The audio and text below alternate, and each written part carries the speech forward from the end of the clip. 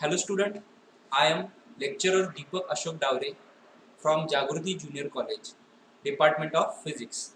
Now I start video lecture on topic structure of atom and nuclei. Our topic is structure of atom and nuclei. Okay?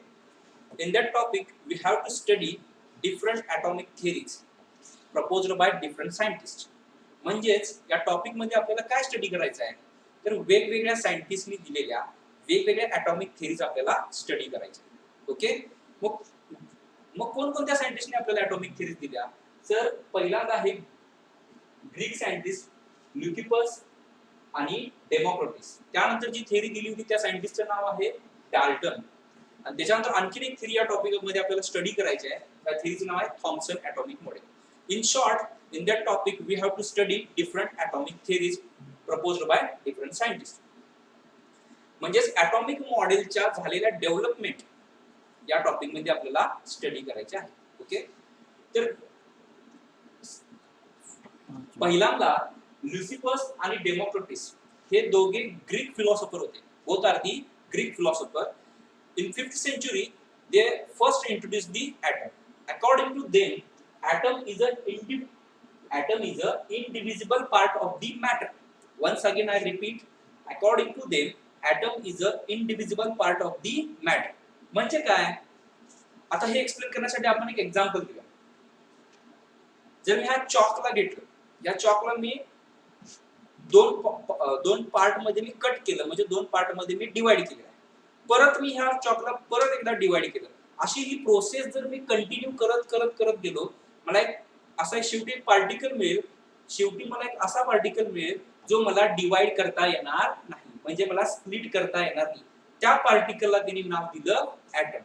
कळलं का? म्हणजे according to दी ल्युसिफस आणि Democritus, ल्युसिफस आणि डेमोक्रिटसचं म्हणणं काय होतं की शेवटी एक असा पार्टिकल असणार आहे जो आपल्याला स्प्लिट करता येणार नाही, डिवाइड करता येणार नाही. त्या पार्टिकलला त्यांनी नाव दिलं ॲटम. ओके, नेक्स्ट थिअरी जी प्रपोज केली त्या सायंटिस्टचं नाव होतं डाल्टन. त्या सायंटिस्टचं नाव होतं डाल्टन आणि त्या थिअरीला त्यानं नाव दिलं डाल्टन ॲटॉमिक थिअरी. त्या थिअरीला नाव काय दिलं त्यांनी? Dalton atomic theory. या थिअरीच्या मते, according to that theory, atom is a indestructible. Atom is a indestructible. What is mean by indestructible? Destroy म्हणजे नष्ट करणे, म्हणजे संपवणे किंवा नष्ट होणे असा अर्थ होतो. आणि इनडिस्ट्रक्टिबल म्हणजे नष्ट न होणारा, विनाश न होणारा. ओके, म्हणजे डाल्टनचं मत असं होतं की जो ॲटम आहे याला आपण डिस्ट्रॉय करू शकत नाही. त्यामुळे त्यानं पहिला पॉइंट ह्या थिअरीमध्ये सांगितला की ॲटम इज अ इनडिस्ट्रक्टिबल. दुसरा पॉइंट त्याने या थिअरीमध्ये सांगितला atom of same element. Once again I repeat that statement, atom of same element are identical. हे स्टेटमेंट खूप इम्पॉर्टंट आहे, मी परत एकदा रिपीट करतो. Atom of same element are identical म्हणजे काय? समजा इथं आपण एक एक्झाम्पल घेऊया. आपण एक एलिमेंट घेतला ऑक्सिजन. पिरियडिक टेबल मधला कुठलाही एलिमेंट आपण घेऊ शकतो. पिरियडिक टेबल मधला आपण कोणताही एलिमेंट घेऊ शकतो. समजा मी ऑक्सिजन घेतला. काय घेतला? ऑक्सिजन. हा पहिला ऑक्सिजनचा ॲटम आहे आणि हा दुसरा ऑक्सिजनचा ॲटम आहे. यांचं मला कंपॅरिझन करायचं, तुलना करायची. तर मला ह्या ऑक्सिजनचं मास आणि ह्या ऑक्सिजनचं मास काय मिळणार? मला सेम मिळणार, कारण हा देखील ऑक्सिजन ॲटम आहे आणि हा देखील कोणता ॲटम आहे? ऑक्सिजन. ओके, याला आपण हवं तर ए ॲटम नाव देऊया आणि ह्याला नाव काय द्यावं तर बी नाव देऊया. ए ॲटम आणि बी ॲटम हे दोघांचाही मास काय असणार आहे? सेम असणार आहे. साईज काय असणार आहे? सेम असणार आहे. इवन प्रॉपर्टीज पण काय असतील? सेम असतील. म्हणजे हा ॲटम आणि हा ॲटम दोन्ही एकमेकाला कसे असतील? सेम टू सेम असणार. म्हणजे ते दोन्ही एकमेकाला काय झाले? आयडेंटिकल झाले. दोन्ही एकमेकाला काय झाले? आयडेंटिकल झाले. ओके, कळलं ना? खरं तोच ॲटम जर मी समजा ऑक्सिजनचा ॲटम समजा मी नायट्रोजन बरोबर कम्पेअर करायला गेलो, किंवा ऑक्सिजनचा ॲटम समजा मी आयर्न बरोबर कम्पेअर करायला गेलो, तर याचं मास आणि ह्या दुसऱ्या ॲटमचं मास काय असणार आहे? वेगवेगळं असणार आहे. दोघांची साईज मध्ये पण डिफरन्स असणार आहे, दोघांच्या प्रॉपर्टीज मध्ये पण डिफरन्स असणार आहे. बरोबर ना? म्हणजे हा ऑक्सिजनचा ॲटम आणि नायट्रोजनचा ॲटम सेम असतील का? प्रॉपर्टीज न किंवा साईज न किंवा मास न सेम असतील का? नाही, कारण ऑक्सिजन हा एलिमेंट वेगळा आहे आणि नायट्रोजन हा एलिमेंट वेगळा आहे. त्यामुळे दोघांचेही ॲटमची साईज वेगवेगळी असणार, दोघांच्याही ॲटमचं मास वेगळं असणार. म्हणजे ते दोन एकमेकाला आयडेंटिकल झाले का? नाही. म्हणजे ॲटम हे आयडेंटिकल असतात, तर कुठले ऍटम आयडेंटिकल असतात? सेम एलिमेंटचे. हे स्टेटमेंट खूप आयएमपी आहे. हे स्टेटमेंट खूप आयएमपी आहे. कोणतं स्टेटमेंट आयएमपी आहे? Atom of same element. Atom of same element are identical. मी इथं अंडरलाईन करतो बघा. Atom of same element are identical. म्हणजे एकाच एलिमेंटचे ऍटम, मी परत एकदा रिपीट करतो, एकाच एलिमेंटचे ऍटम काय असतात? आयडेंटिकल असतात. आयडेंटिकल म्हणजेच सेम टू सेम असतात. मी याच्या रिव्हर्स स्टेटमेंट पण करू शकतोय. म्हणजे atom of different element, once again I repeat, atom of different elements are not identical. कळलं ना मी काय म्हटलं ते? Atom of different element are not identical. म्हणजे वेगवेगळ्या एलिमेंटचे ऍटम हे सेम असत नाही. आणि लास्ट त्याच्यातला पॉइंट आहे, when atom combine with each other then it forms new substance. ज्यावेळी अनेक ऍटम एकमेकांमध्ये कंबाईन होतात त्यावेळी नवीन सबस्टन्स जनरेट करू शकतात किंवा नवीन सबस्टन्स प्रोड्यूस करतात. त्याचे चांगले एक्झाम्पल जर आपण बघायला गेलो बाळांनो, ते म्हणजे हायड्रोजनचे जर 2 ऍटम आणि ऑक्सिजनचा 1 ऍटम कंबाईन झाले तर प्रोडक्ट काय तयार होणार? H2O. H2O म्हणजे काय? वॉटर. H2O म्हणजे काय? वॉटर. म्हणजे ज्यावेळी ऍटम कंबाईन होतात त्यावेळी नवीन सबस्टन्स क्रिएट करतात. ही ह्याच्यातली तिसरी प्रॉपर्टी. पण डाल्टन ऍटॉमिक मॉडेल मध्ये काय काय सांगितलं? ऍटम आपण डिस्ट्रॉय करू शकत नाही. म्हणजे तो कसा आहे? इनडिस्ट्रक्टिबल आहे. ऍटम आपण डिस्ट्रॉय करू शकत नाही, त्याला नष्ट करू शकत नाही. म्हणजे तो कसा आहे? इनडिस्ट्रक्टिबल आहे. Same atom of the same element. Atom of the same element, एकाच प्रकारच्या एलिमेंट मधले ऍटम हे कसे असतात? आयडेंटिकल असतात. आयडेंटिकल म्हणजे काय? Same to same. आणि याला तुम्ही रिव्हर्स पण करू शकता. म्हणजे कसं? atoms of the different element are not identical. आणि when atoms combine with each other then it forms new substance. ह्याचं मी तुम्हाला एक्झाम्पल दिलं वॉटर. ओके. त्याच्यानंतर नेक्स्ट थिअरी जी आहे ती कोणी प्रपोज केली? Thomson atomic model. कोणी प्रपोज केली बघा? ही थिअरी थॉमसन नावाच्या सायंटिस्टने प्रपोज केली. त्यांचं नाव कसं आहे? J Thomson. त्यांचं नाव काय? J Thomson. म्हणून त्या थिअरीला त्यांनी स्वतःचं नाव दिलं. त्याला त्यांनी नाव काय दिलंय? Thomson atomic model. ऍक्च्युअली या थिअरीचा पण एक हिस्ट्री आहे. ती म्हणजे काय? त्यांनी कॅथोड रेवर एक एक्सपेरिमेंट केला. त्या एक्सपेरिमेंट केल्यानंतर त्यांना वाटलं की आपण एक ॲटम बद्दल एक थिअरी देऊ शकतो आणि नंतर त्यांनी थिअरी दिली. तर त्या थिअरीच्या आधी त्यांनी हा एक्सपेरिमेंट परफॉर्म केलेला आहे. मग पहिल्यांदा आपण हा एक्सपेरिमेंट तुम्हाला एवढा डिटेल मध्ये सिलेबसला नाही आहे, तरी पण आपण शॉर्ट मध्ये स्टडी करूया आणि नंतर मग आपण या थिअरीकडे जाऊया. कळलं ना मी काय सांगतोय ते? ओके. तर त्यांनी काय केलं होतं? एक ग्लास ट्यूब घेतली जी इव्हॅक्युएटेड आहे, व्हॅक्यूम ट्यूब आहे, आणि इथे एक मटेरियलची प्लेट अटॅच केली आणि इथं पण एक दुसरी प्लेट अटॅच केली. ह्या प्लेटला निगेटिव्ह पोटेन्शियल अप्लाय केलं आणि ह्या सेकंड प्लेटला कोणतं पोटेन्शियल अप्लाय केलं? Positive potential. ज्या प्लेटला निगेटिव्ह पोटेन्शियल अप्लाय केलं त्याला आपण नाव दिलं कॅथोड प्लेट. ओके. आणि ज्या प्लेटला पॉझिटिव्ह पोटेन्शियल आपण अप्लाय केलं त्या प्लेटला नाव दिलं, काय नाव दिलं असणार? मुलगा भाऊ, एनोड प्लेट. काय नाव दिलं असणार? Anode plate. ओके. ज्यावेळी ह्या दोन प्लेटला हाय पोटेन्शियल म्हणजे हाय व्होल्टेज दिलं तेवढ्या कॅथोड प्लेट मधून छोटे पार्टिकल्स बाहेर पडायला लागले आणि त्याला आपण नाव काय दिलं? रेज. त्याला नाव काय दिलं? रेज. आणि कॅथोड पासून हे रेज बाहेर पडले म्हणून त्याला नाव काय दिलं? Cathode ray. ओके. मग ज्यावेळी ह्या पार्टिकलचा स्टडी करण्यात आला त्यावेळी असं कळालं की हे रे म्हणजे दुसरं काय नाही. हे रे म्हणजे दुसरं काय नाही. हे रे म्हणजे इलेक्ट्रॉन आहे. हे रे म्हणजे काय आहेत? इलेक्ट्रॉन.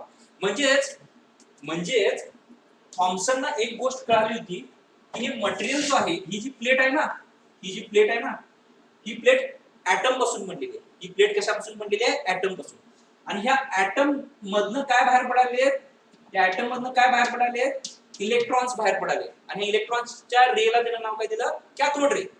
मग त्याने एवढाच पार्टचा विचार केला. एवढ्याच पार्टवर तुम्ही विचार केला त्याला असं आढळून आलं की ह्या प्लेट कशापासून बनलेली आहे?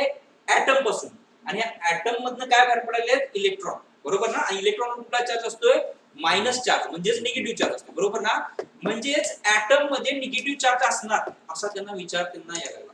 त्यांना काय विचार आला मग त्यावेळी त्यांच्या माइंड मध्ये की ह्या ऍटम मध्ये निगेटिव्ह चार्ज असल्याशिवाय तो बाहेर पडणार आहे काय? याच्यामध्ये आधी निगेटिव्ह चार्ज असणार मगच तो बाहेर पडणार ना. एखादी गोष्ट असल्याशिवाय बाहेर कशी पडेल? बरोबर ना? एखादी गोष्ट त्याच्यामध्ये असल्याशिवाय बाहेर कशी पडणार? म्हणजे ह्याच्यामध्ये निगेटिव्ह चार्ज बाहेर पडायला ह्याचा अर्थ काय? ह्याच्या आत निगेटिव्ह चार्ज असणार.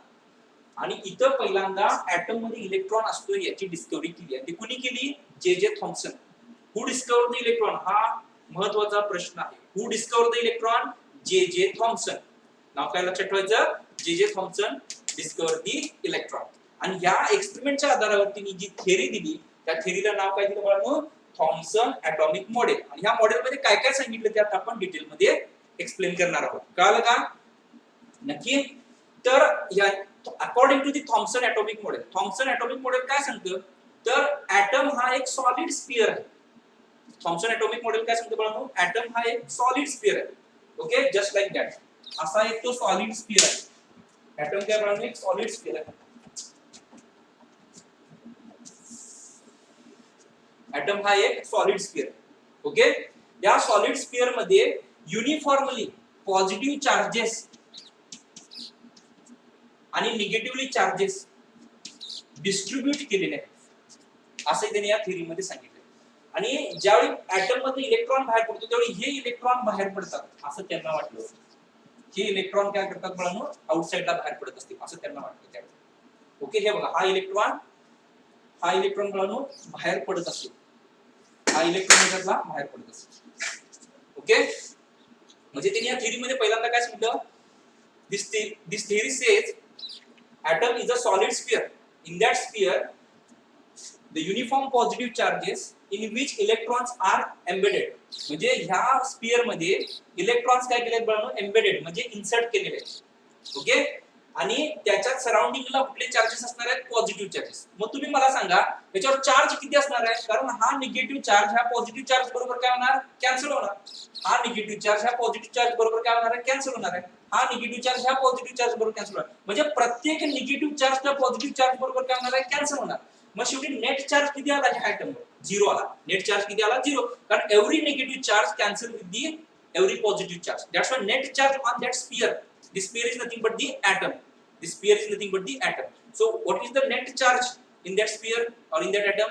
किती नेट चार्ज असणार आहे ॲटम वर, ऑब्वियसली किती असणार आहे, 0 असणार आहे. किती असणार आहे, 0 असणार आहे.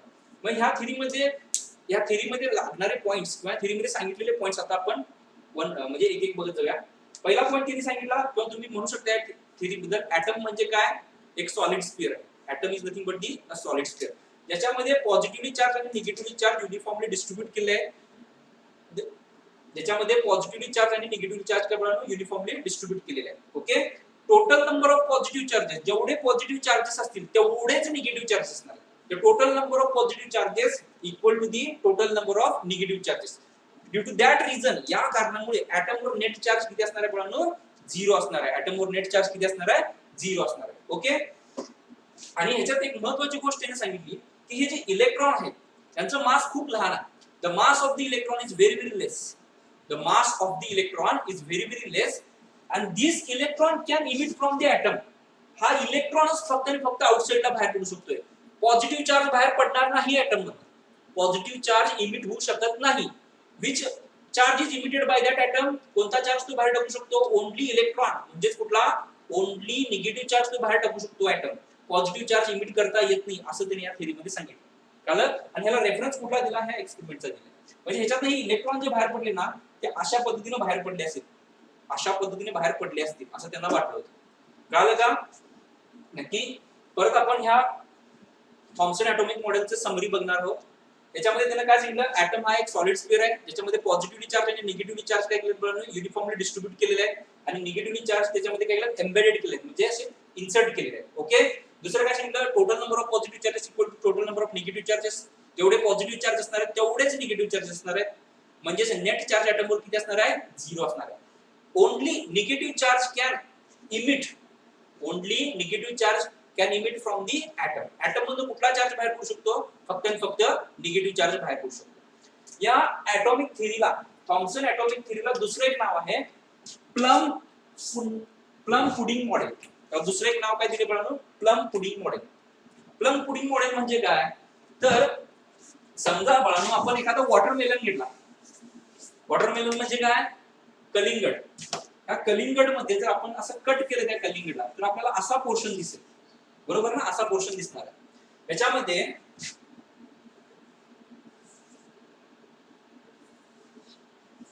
आपल्याला काय दिसणार, याच्यात सीड्स दिसणार आहेत. आपल्याला काय दिसणार बाळांनो, सीड्स दिसणार आहेत. ओके, ह्या सीड्स ह्याच्यामध्ये इन्सर्ट केल्यासारख्या दिसतील आपल्याला. आपल्याला असं वाटलं की त्यात सीड्स ठेवलेत असं दिसणार ना. जसं सीड्स ह्याच्यात इन्सर्ट केले या पद्धतीने दिसणार. म्हणजे ह्या सीड्सला काय कोणता चार्ज कन्सिडर करू शकतो आपण? या सीड्सला आपण निगेटिव्ह चार्ज कन्सिडर करू शकतो. काय कन्सिडर करू शकतो? Negative charge. म्हणजे ह्याला प्लम्प म्हणायचं. ह्याला काय म्हणायचं? प्लम्प. या सीड्सला काय म्हणायचं बघा? प्लम्प. आणि पुडिंग म्हणजे काय? जो रेड पोर्शन असणार आहे ना, रेड पोर्शन, त्याला काय म्हणायचं बघा? पुडिंग म्हणायचं. त्याला काय म्हणायचं? पुडिंग. म्हणजे ह्याच्यात त्यानं काय सांगितलं?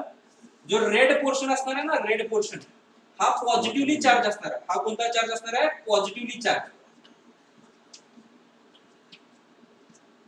आणि जो सीड्स असणार आहे त्या निगेटिव्हली चार्ज असणार आहे. म्हणजे प्लम्प म्हणजे काय? इनडायरेक्टली त्याच्यात इन्सर्ट केलेला इलेक्ट्रॉन, त्याच्यात इन्सर्ट असणारे इलेक्ट्रॉन. आणि पुडिंग म्हणजे काय? तो सराउंडिंगचा पोर्शन. कळलं का? हे वॉटरमेलन सारखं स्ट्रक्चर आहे नक्की. किंवा ह्याला आपण एखादं केकचं पण एक्झाम्पल घेऊ शकतो. केक म्हणजे केकचा जो बेस असतो साईडला, त्या बेसला आपण काय म्हणू शकतो? पुडिंग. म्हणजे त्याच्यावर पॉझिटिव्ह चार्ज आहे असं आपण विचार करू शकतो.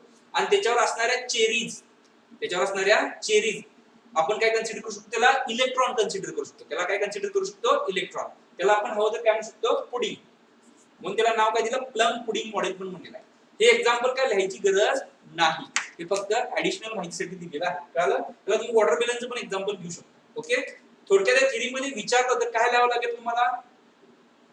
ह्या थेरी मध्ये समजा तुम्हाला क्वेश्चन विचारला, explain the Thomson atomic model, तर काय एक्सप्लेन करणार?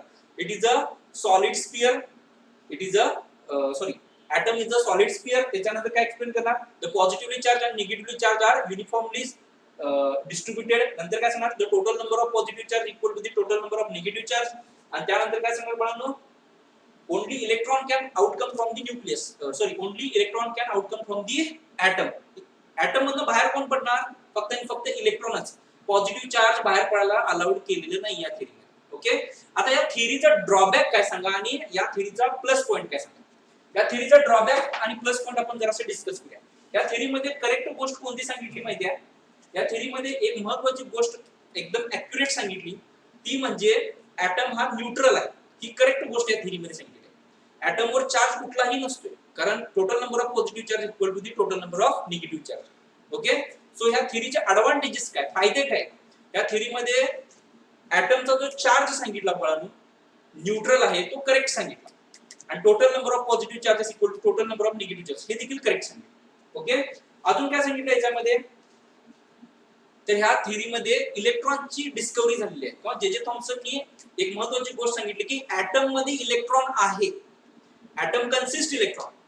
बरोबर. ही एक महत्त्वाची गोष्ट या थेरीमध्ये सांगितली आहे. ज्या थेरीचे दोन ॲडव्हांटेजेस आपल्याला कळतील ते म्हणजे कोणते बाळांनो? ॲटमवर न्यूट्रल चार्ज, ॲटम हा न्यूट्रल आहे किंवा ॲटम हा चार्जलेस आहे. हे पहिल्यांदा कुणी करेक्ट सांगितलं? तर थॉम्सन थेरीमध्ये सांगितलं किंवा थॉम्सननी सांगितलं, जे थॉम्सननी सांगितलं. आणि ॲटम मध्ये इलेक्ट्रॉन आहे हे कुणी सांगितलं? तर थॉम्सननी सांगितलं. खऱ्या थेरीचे ड्रॉबॅक्स काय? याच्यामध्ये रिव्हॉल्युशन ऑफ इलेक्ट्रॉन एक्सप्लेन केलेलं नाही. बरोबर ना?